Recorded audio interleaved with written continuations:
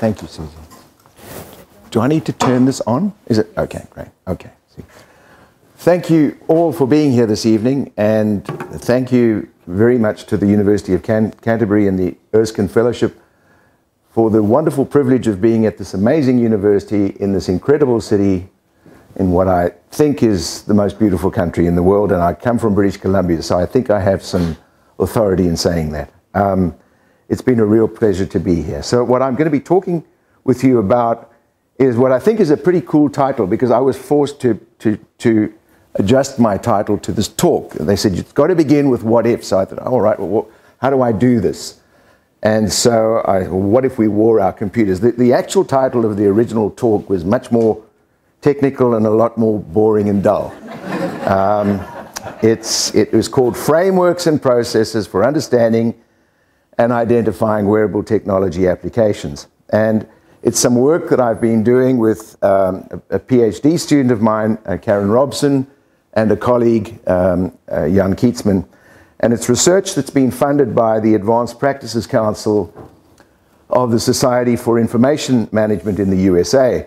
The Society for Information Management is a wonderful organization, and it's modeled on the Marketing Science Institute. Marketing people might know about the Marketing Science Institute, which is based in Chicago, but it's today pretty much a worldwide organization, and its objectives are to further knowledge and research in marketing. And the way it does that is it gets funded by major corporations, primarily in North America, but nowadays from all over the world.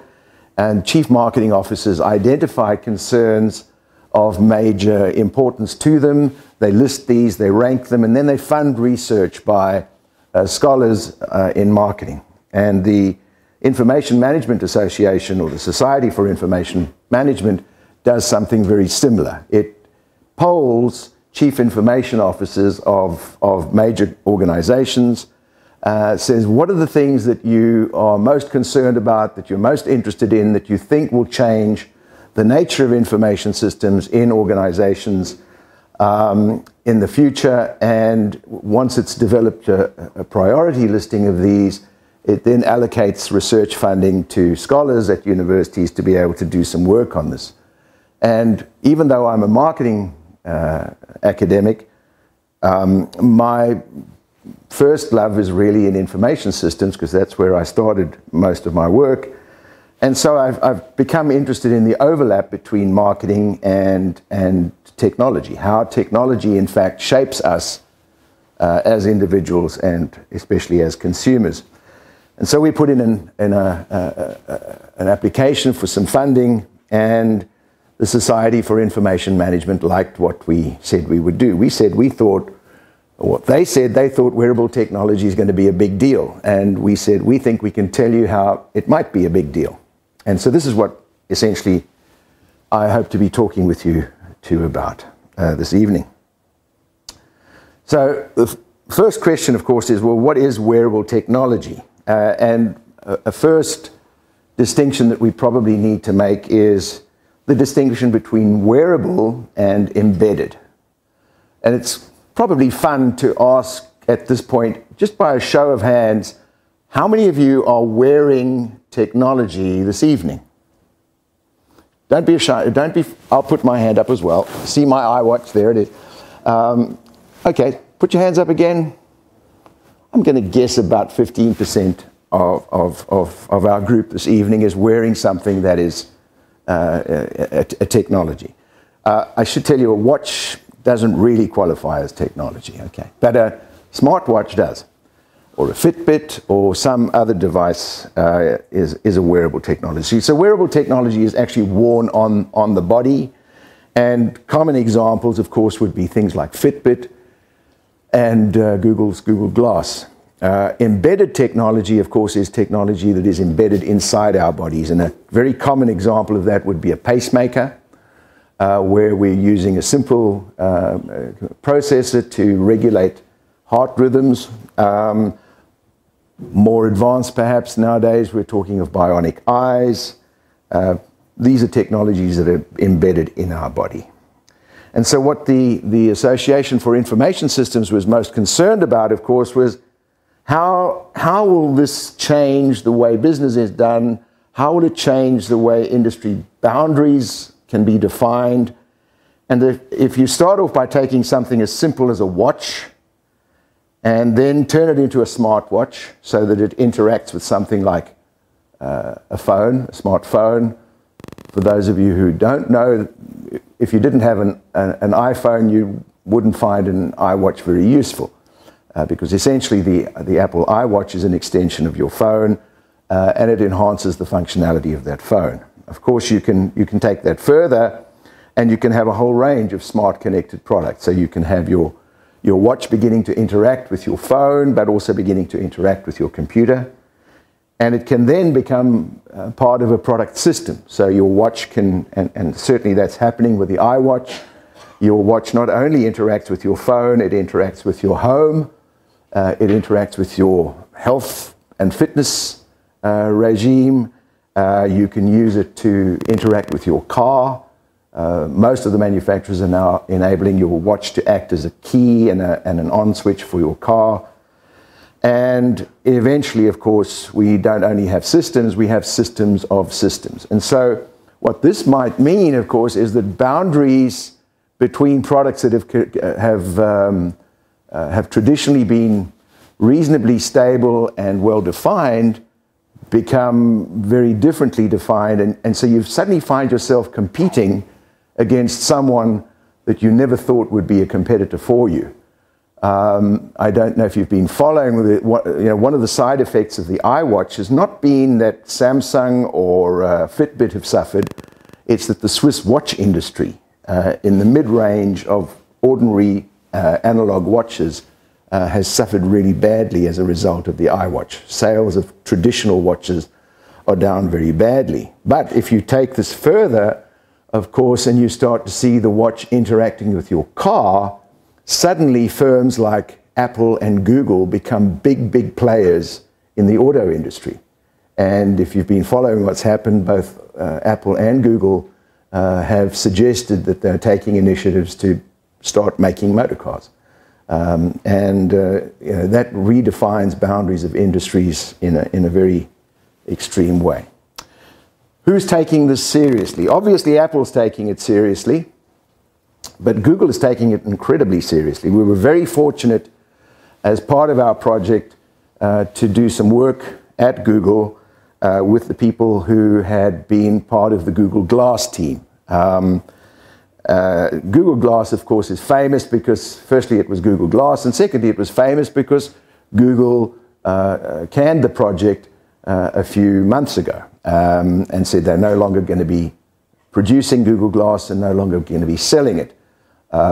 As I understand it, that will change and there will be Google Glass 2 in the not too distant future. But for those of you who didn't really know what Google Glass was, essentially Google Glass was a computer that you wore as a pair of spectacles, except it didn't have lenses. If you see this woman's face, you'll see she doesn't have lenses in front of either of her eyes. All she really has is a tiny camera perched above her right eye. It's not a bad little camera. It's a hands-free 5-megapixel camera that can also do 720 frames per minute video. It is equipped with Wi-Fi, so she would be able to get onto the Canterbury Wi-Fi system if she were in the room here now and log on and be able to do everything that you can do on your computer using Google Glass. It also has Bluetooth, so it can interact with her telephone, or her smartphone rather, and it could interact with other Bluetooth-equipped devices. It had the Google Glass had 12 gigabytes of usable memory. And if you think that, at the turn of the millennium, probably the biggest hard drive you could get was about 10 gigabytes, that's not bad. So 12 gigabytes of usable memory built into that tiny frame of those glasses. And Google Glass sold for around about $1,500. Which many people said was just far too expensive. One of the reasons perhaps why it didn't do as well as it had been intended in the first place. But what did Google Glass have? as I said, it had a pretty powerful little processor in it. It also had multiple microphones. You could talk to your Google Glass. You could give it voice instructions and give it commands pretty much as you would to something like Siri on an Apple iPhone. It had a speaker built into the right arm of this arm of your spectacles. This bit that goes over your ear, it used your ear bone, or I forget the proper medical term for this bone above your ear here, but it resonated through that and you heard it pretty well. As I said, it had a camera, it also had a radio capability, it also had GPS capability, so it would know anywhere, it would be able to know anywhere at any time where you were in a city or in any geography. And it also had sensors very much in the same way that your iPhone has sensors or your smartphone has sensors to know where you are, to know when you're moving it up and down, and so forth. So there was Google Glass. I should tell you, not everybody liked Google Glass. And many people who wore Google Glass were known as glass holes.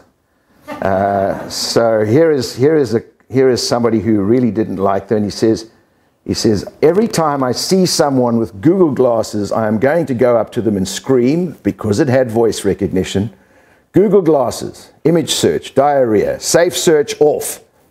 Open first 50 results in new tabs. And supposedly that would have showed the wearer of the Google Glass all kinds of rather awful pictures. And it ends off by saying, I will then run off into the night. What else is Google working on in terms of wearable technologies? They're working on Google smart contact lenses, which I think is really exciting. The target for these devices is diabetics, primarily, and it will assist them by, this will be like an ordinary contact lens that you will wear as a contact lens, and you could have it fitted according to your prescription, and it will constantly measure the glucose levels by monitoring the glucose levels in the tears, your natural tears in your eye. And it consists of three things. It consists firstly of a simple soft contact lens that encapsulates certain electronics. It has a sensor which detects the glucose in the tears, and then it has a chip that processes that, and an antenna which then broadcasts that, and it receives power and sends info through that antenna. So it's almost like a remote charging that happens.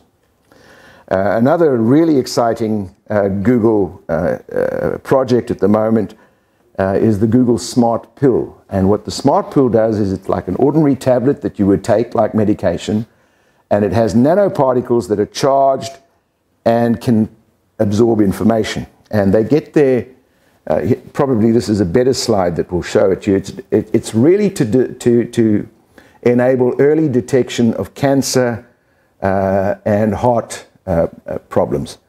And it interacts with a wrist-worn sensor. So it could also, in fact, interact with any smartwatch, or it could interact with something like a Fitbit. And it will, what it does is once this pill is ingested, it then will measure certain chemicals in your digestive system that act as early warning signals for certain cancers.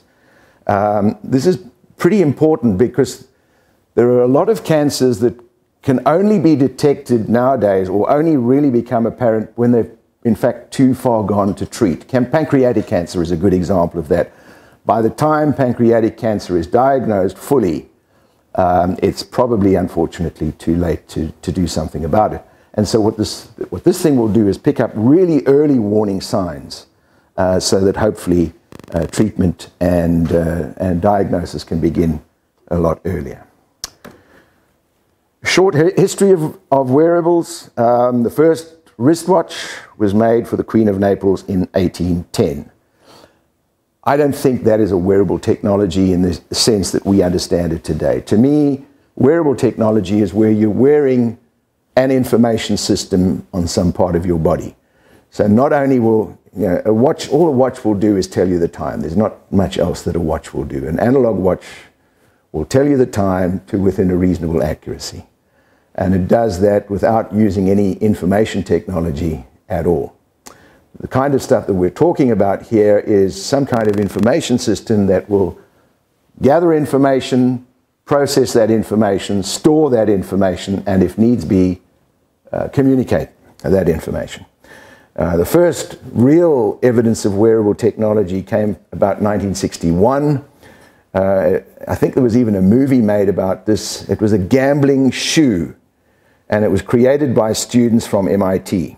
And what it was essentially a computer that you strapped around your waist. But you can imagine in 1961, this was a big, thick belt that had probably about a tenth of the processing power of your very first cell phone 20 years ago. So it was cumbersome and it was slow.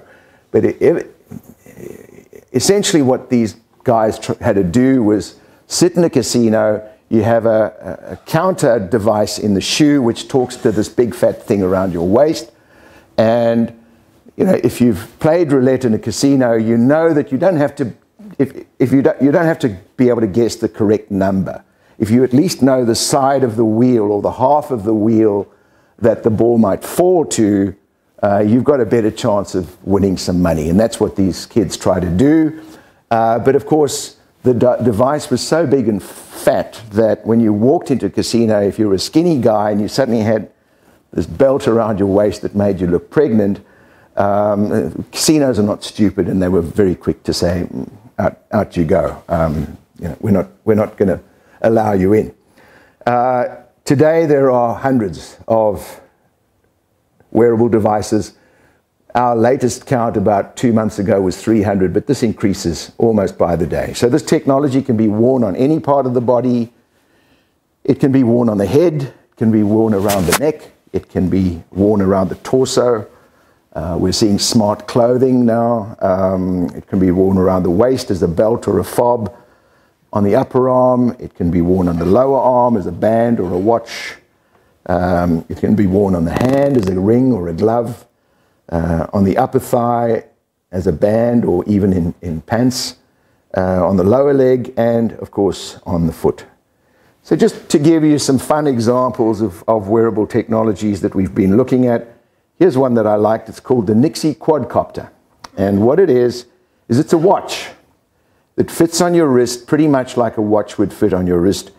But if you suddenly see something in the distance that you're really interested in, you might be walking on the beach and there's a pod of dolphins that looks like they're having fun and you'd like to get closer to them, you release this and it becomes a drone. And it flies off and it broadcasts video or photographs to your smartphone. And when you've taken the video and the photographs that you want to take, you call it back and it lands on your wrist and it becomes a watch again. Here's Smart Skin that has been patented, and I know they're looking for funding on it. And what you can see there is it's all dependent on that orange band around this woman's wrist. And what it does is when it's activated, it projects a screen onto the skin of your arm. I guess in a woman it would be fine because they don't have as many hairs on their arm as on the front of their arm as a guy does. Guys probably use it on the inside of their arm because there's not as many hairs there. And essentially you can see that it looks like the screen of a smartphone, and you can press the apps and pretty much see and do what you'd be able to do on a smartphone.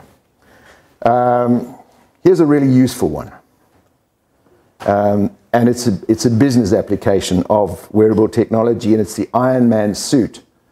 And what this is it's a suit that you wear that has sleeves and back support. And you can see this guy here is a welder, and he's doing some very heavy-duty industrial welding. And what this does is simply gives him more power. It gives him an extra 60 pounds of lift in his arms. And so it makes being able to lift a heavy welding gun a lot easier. You can imagine the fatigue of lugging one of those things around all day. And what this simply does is it gives him far more balance and far more accuracy, and of course a lot more ability to lift something heavy.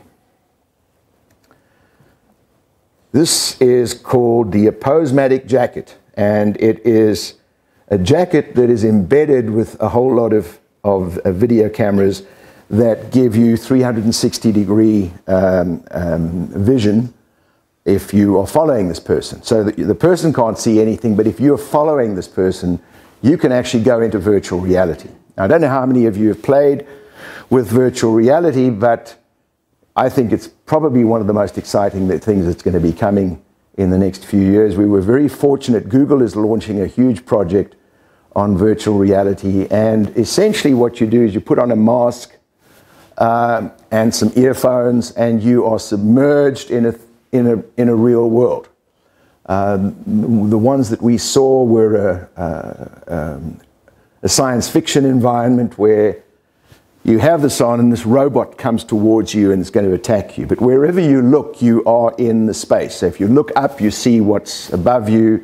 If you look down or you look to your left, you look to your right, you see what's coming. And what I found scary but amazing fun as well was when you had this on, this robot comes to attack you, and your natural reaction is to punch.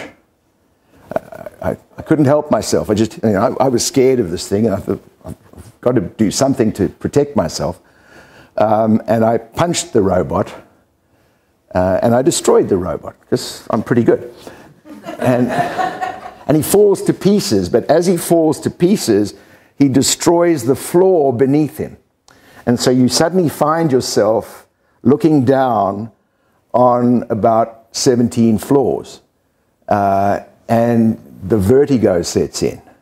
And so, you know, virtual reality is pretty cool to play with. This is what you would be able to see if you were following someone who had the Apposematic jacket. So, you know, it might sound like fun, but you might find that its big uses would be in security, when you're going to send someone into a building and you want to be able to see everything that they are seeing, and perhaps stuff that they're also not seeing, so that you can guide them and advise them in a situation that might be dangerous. Wearables are becoming really big business. I'm sure many of you have heard of the crowdfunding website Kickstarter.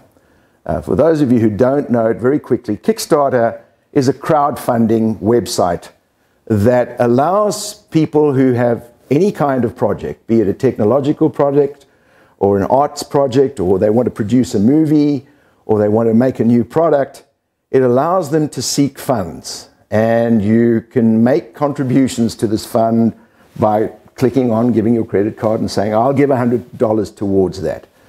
You're not investing. Kickstarter is not a financial institution, in that it is not registered as a bank, it's not registered as a merchant bank, it is not registered in any way as something that can sell shares. So you're not getting equity in anything you invest in. You are simply funding an initiative because you think it's a good idea. So, you know, how do you get rewarded? Well, some people say, I just think it's a good idea. I want to be part of it and I want to support it. Some of these projects will give you something in return. So, for example, if you help to fund a movie that was being produced, you'd get tickets. Some of the movies are going even better than that, and if you make a certain contribution, you can get your name as a character in the movie or something like that. There are some other incentives depending on the project. The way Kickstarter works is you give a target. You say, I want to raise, for example, $100,000, and I want to raise that by the end of November. The clock starts ticking, and you can also see how much funding you are receiving. If you don't make your target, the money is returned to the people who were going to give it to you. If you make your target, you get to keep the target, and you get to keep everything that was funded over the target. Kickstarter takes a commission on that, so that's how they make their money. Here are the of the top 10 all-time top-funded design projects on Kickstarter. 5 of them were wearable devices, and in fact, the single most successful of the projects ever funded on Kickstarter is a smartwatch called the Pebble. Some of you might know it, or some of you might even have one.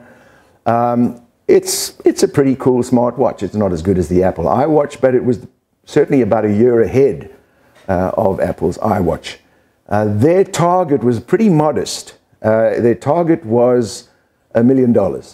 And they said that anyone who funded to the level of $150 or more would be one of the first people to receive a free Pebble watch. And so they not only used it as a way of funding the project, they also used it as a way of selling their new product. They asked for $1 million. They reached $1 million within 20 minutes of launching on the site. And their final tally was well over 10 million. More recently, a few months back, Pebble decided to do the same thing for their color watch. They launched a color smartwatch. So the original one was simply a black and white LCD screen. And their target was $20 million. They sold out within a few hours, and people could get the new. Now they've been criticized because people say, oh, you're using Kickstarter just as a marketing vehicle. You didn't really need the money. Well, they did it, and they've been very successful. Dash headphones, Emotive Insight, I'll show you something on that in a moment or two. Owlet, which is also a smartwatch, and Agent, which was also a watch. Those are the top 5, some of the top, well, 5 of the top 10 funded projects on Kickstarter. Just some other indications that wearables are becoming big business. 6% of the UK population, roughly 2.8 million people, have some form of wearable device, and that level is set to double to 6.1 million by the end of the year. And as you saw from our show of hands, we're pretty much the same in this room. Around about 15 to 20% of people have some kind of wearable device. By the end of 2014, that was around 1 in 10. And on Amazon, wearable devices have had triple-figure growth ever since Amazon had its first wearable device. Some of the main areas of market focus, most of them are in lifestyle, so things like watches and videos and cameras, a lot of them in fitness, and a lot of medical applications of wearable technology. And you can see some of the others there. Business applications of wearable technology, just some companies who are really getting into this in a big way now. BP, eBay, Buffer are encouraging their employees to wear activity trackers such as the Fitbit, and saying if you monitor your fitness and you monitor your health, we'll give you discounts on health insurance and all kinds of other benefits. Sports teams, professional sports teams are using wearable technology, for example, to monitor their athletes' sleep habits so that they can help them sleep better. The big UK supermarket group Tesco is equipping their warehouse workers with wearable technology so that they can ostensibly send to location-specific tasks. So if someone is in a particular area in a warehouse and you need something else, you can see who's closest to what you need, and you can say, please go and pick up 6 cases of that as well on your way. One of my favorites is a coffee shop or sandwich shop in Las Vegas called Capriotti's. They gave all of their new recruits, their new employees, Google Glass, so that they wore them all day, and they recorded everything they did so that the manager could go through this at the end of the evening and say, you did that great, you served that customer really well, don't do that in the kitchen, it's dangerous. These are the things that you need to do. So we could have a recording of the person's whole day as an employee. And then, of course, this hacking your brain thing was one of the projects on Kickstarter that got a lot of funding. It's pretty much unproven at the moment, but there's a lot of research going into it that says we can use a headset that we'll put on your head, and it can send targeted electrical currents into your brain for about 15 minutes. That should give you more energy, more or improved focus, make you calm, and it's probably a fun thing to play with at least. So one of the things that we said we would do as part of the work that we're doing for the Association for Information Systems is not tell people how to develop the technology behind it, but how to develop and think about applications of wearables in organizations and in business. And so our framework that we've proposed for them is to say you start right at the top, in the middle, with vicarious learning. Vicarious learning, I'm sure many of you are familiar with the term. Vicarious learning is simply learning from watching the behavior of others. And so what we're saying is collect lots of case studies, collect lots of good examples of other organizations using wearable technologies, and see what you can learn from that. And then once you've done that, we've got two frameworks that will help you think about ideas, and I'll go through these frameworks in a minute. And once you've gone through those, you generate ideas, and you can use a whole lot of different processes for generating ideas. I'll show you the one from Michael Porter and his colleague Heppelman, and that might enable you to develop applications of wearable technologies that are useful to the organization and its stakeholders. So the first of these frameworks that we're talking about is one that looks at the sources of information and what you would do with that information when you got it, or simply the SU framework, the sources and uses framework. Sources has to do with where the information comes from. So does it come from inside me? So is the wearable technology picking up something inside me? It's measuring my pulse rate, or it's measuring my blood pressure, or it's measuring how much exercise I've done. Or is it coming from outside of me? So if I'm wearing Google Glass, for example, I should be able to get a weather report from a weather channel. And then the second question in this framework is, so who would the user of that information be? Would it be me, the wearer of that technology, or would it in fact be used by someone else? And so here is the SU framework in a bit more detail. So you will see it says, who's the main user of the information? Is it the wearer, or is it someone else? And secondly, where does that information come from? Does it come from within the user, or does it come from outside? So if we start at the bottom, the simplest one is the information comes from outside and it is used by the wearer. And Google Glass would be a pretty good example of that. So Google Glass gets information from outside. It gets information from your location, it gets information from the internet, it gets information from a phone call, it gets information from outside, and it's primarily used by the wearer. If we move up to the top left quadrant, here the source of the information is in fact internal, and the user is the wearer. So the information is collected from you. It's collected from your body or from your location at the particular point of time. And an example that we came across of this is the legal shoe. And what it does is it follows your movements using GPS. These shoes that you wear follow your movements using GPS, and it will guide you to locations using vibrations in the shoe.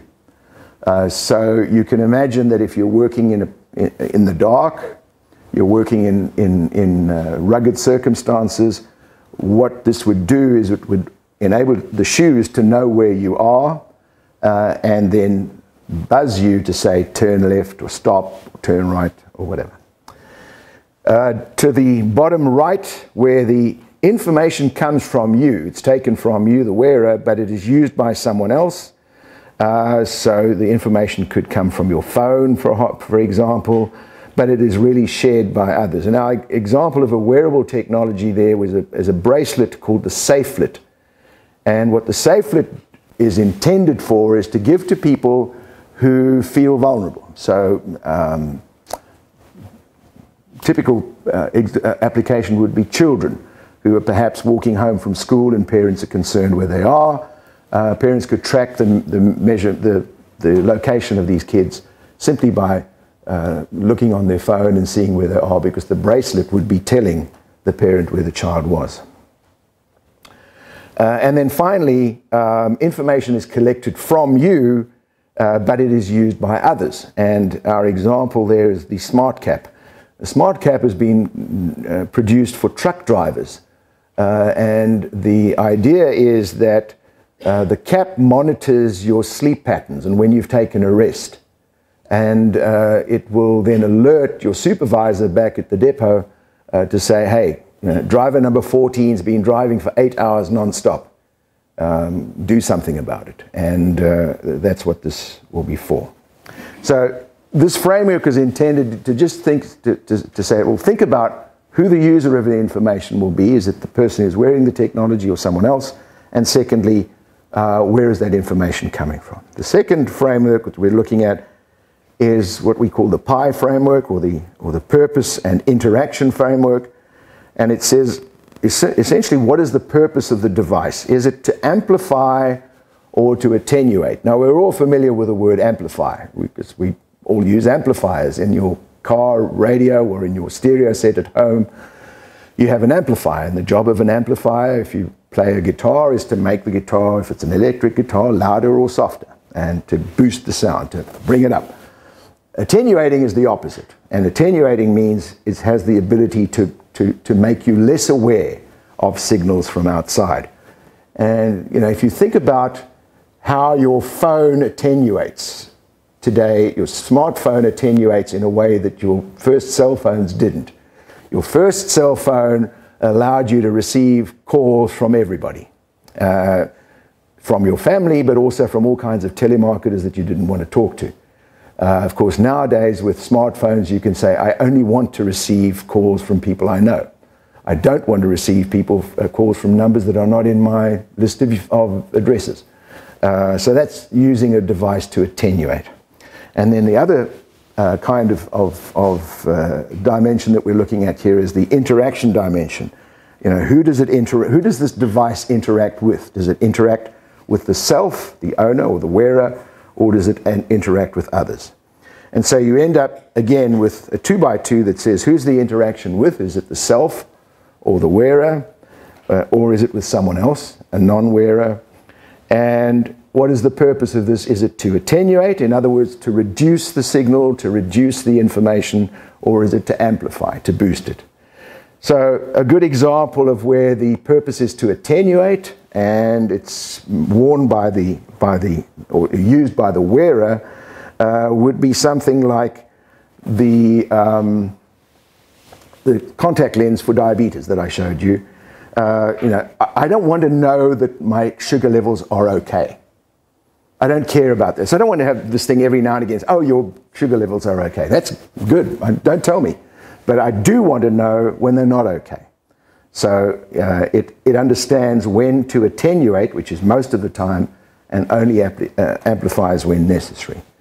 Where the user is the wearer and you want to amplify, obviously it would be things like entertainment. I would like to be able to play games, for example, and be really have something that enhances my experience in playing those games.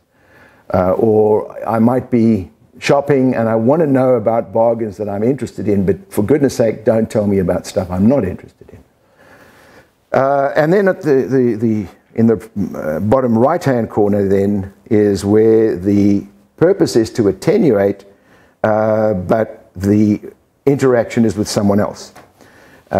So a great application that I've come across just in the past few weeks is a technology that expectant mothers can wear that monitors the process or the progress of the fetus.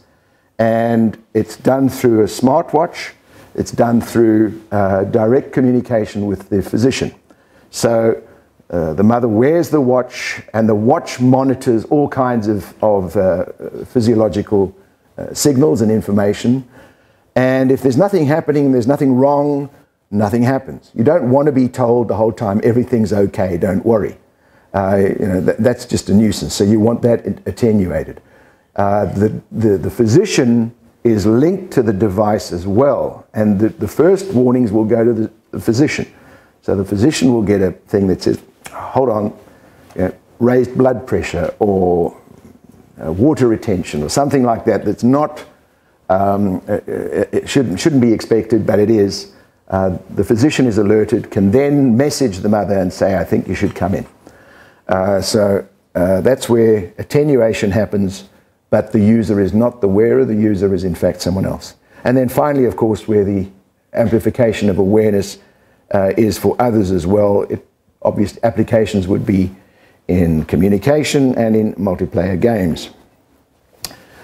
The next step in that, of course, is to find a process that we can use to generate ideas. Now, there's any endless number of processes that we can use to generate ideas. The one that I think I like at the moment is this one of Porter and Heppelman. Some of you will know Michael Porter is a Harvard Business School strategy professor.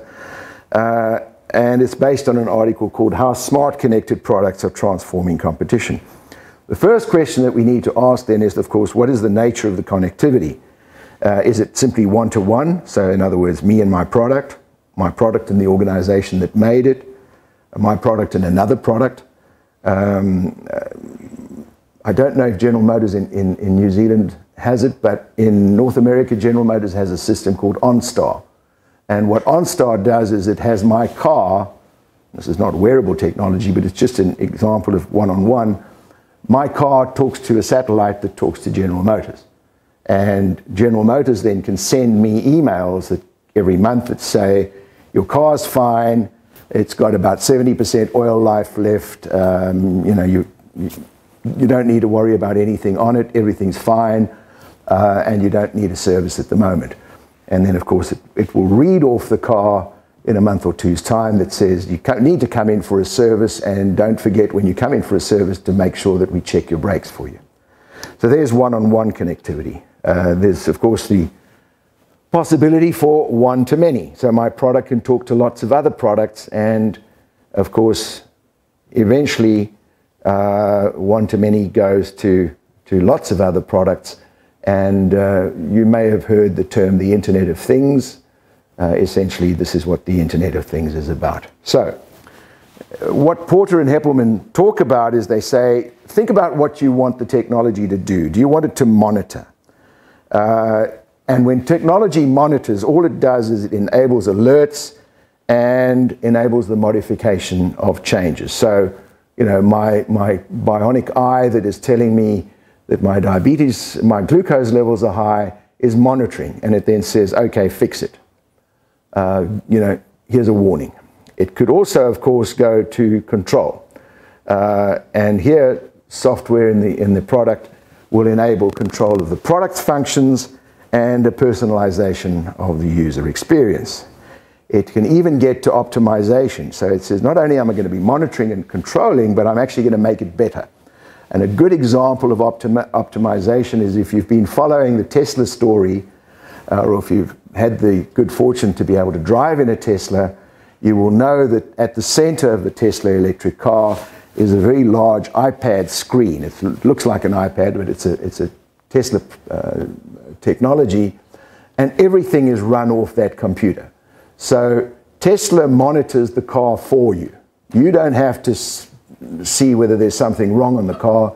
Tesla actually monitors the car for you, and if something needs fixing, it gets fixed by downloading software that fixes it onto this computer in the car. So it's being optimized. You'll suddenly find you drive your car next week and it goes a hell of a lot better. Why? Because they knew it needed to, and so they fixed it online. And then finally, of course, we get to autonomy, where this all happens independent of you, and you don't even have a part of it. So here are some examples of wearable technologies that are simply used for monitoring. Another technology in medical, the Proteus wearable sensor. It's worn on your torso and it gathers information about your digestion, your medication, your activities and your rest. And so it'll say you're not doing enough exercise. I mean, every now and again this thing tells me to stand up, and I obey. So it's monitoring my health, and it says, you know what, you sit down too much in front of that computer. You need to stand. So, all right, I'll stand up.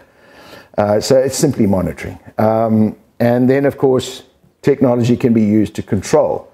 And here's a device that you can actually buy at the moment. I think it's available.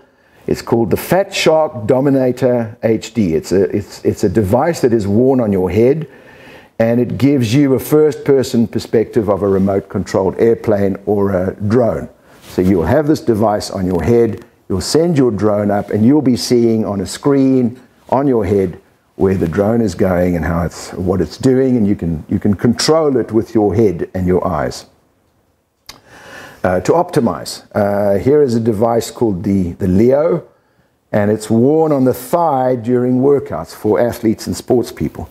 And it measures all kind of bio signals, and then it creates actionable recommendations that say, you want to optimize your workout, this is what you need to do. These are the things you need to focus on.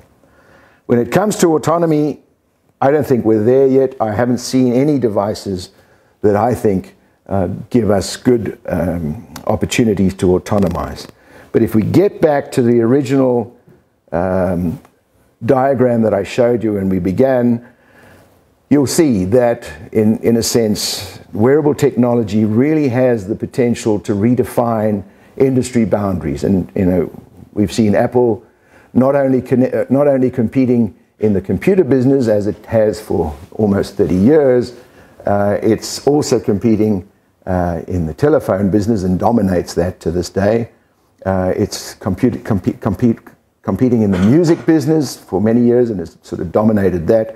But now it's moving into things like competing with all kinds of industries that you never thought it would compete with. The watches is obvious, but then you think about things like medicine, you think about things like the auto industry, and industry boundaries are being redefined because of connective technologies. So just to end off with some of the things that we're looking at researching in the future, one of the things that we're looking at is to have some kind of Delphi study. A Delphi study is a forecasting technique where you poll experts, ask them what their predictions of the future are, you aggregate those, you feed it back to them and say, what do you think now, having shared the views of your peers and their perspectives? Do you want to change your forecast in any way? And after a few rounds of that, you get some very accurate forecasts of certain future of technology trends.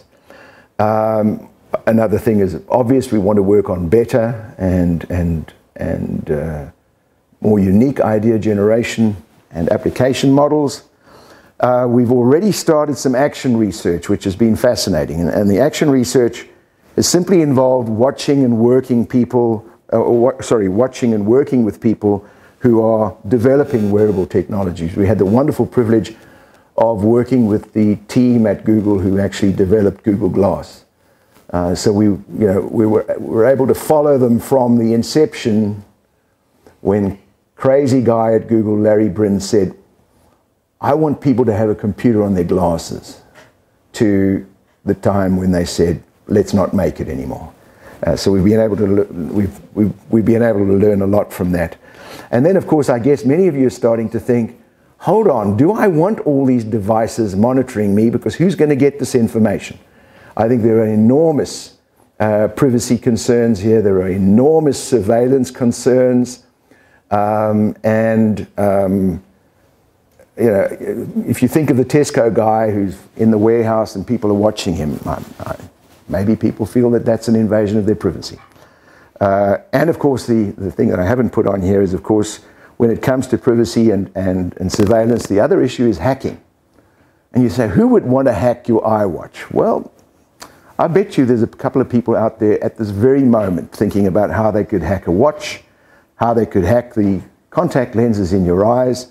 And if you don't believe me, this has been around for a long time, and I'll finish off with a story. Our key contact person at Google, I'll call him Josh.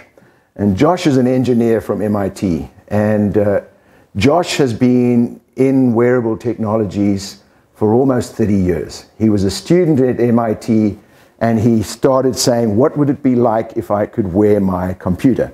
So he strapped his laptop to his waist. It was a big, bulky, you remember those IBM thick, big laptops? Strapped his laptop to a waist and built cameras into scuba diving goggles, and walked around the And he said, you know, it was great fun and it was heavy, but battery lasted about a half an hour, but it was fun. And he said he'd used Linux, not Windows, on this machine because he thought it'll stop people hacking him. I said, nobody would hack an old. He said it took 2 days, and I'm walking along one day on the campus and I know someone's hacking me. So it was happening 20 years ago on old technology. The potential is huge for it. I'm not sure if you followed the recent case with Jeep. Jeep and Chrysler were the first car company to give you internet access in your vehicle. So when you start your new Jeep, you have permanent 4G internet access. And it took about a month, and someone had hacked all the Jeeps and was making them do all kinds of crazy things. And Chrysler had to do a recall, and so they were lazy. They didn't want to do a recall of these things, and they sent out USB keys to all the Jeep owners and said, just stick this into the USB slot in the car and it'll do a patch that'll stop you, fix the hack. And you think, that is crazy. Why would you do that? You know, all the hackers need to do is buy a couple of thousand USB sticks for about 50 cents each. Nowadays, they're so cheap.